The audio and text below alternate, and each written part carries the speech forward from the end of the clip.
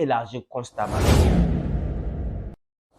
La deuxième clé pratique consiste à identifier nos peurs. Vous savez, quand on a un ennemi caché, c'est très difficile de l'abattre. La première chose qu'on fait dans la guerre, c'est de déterminer les bases de nos ennemis. Une fois qu'on les a identifiés, où ils se situent, leurs bases, où ils se trouvent, leurs forces, leurs faiblesses, on saura mettre en place une stratégie pour défaire l'ennemi.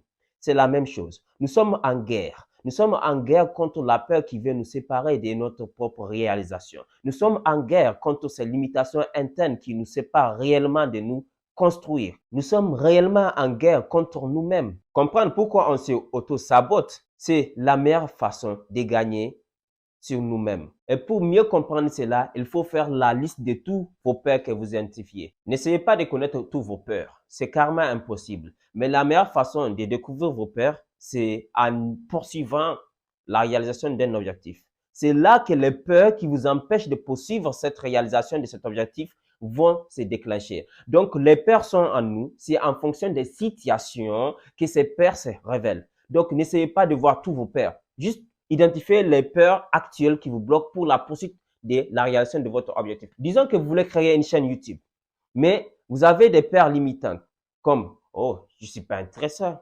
Oh, l'IA va tout casser. » Aujourd'hui,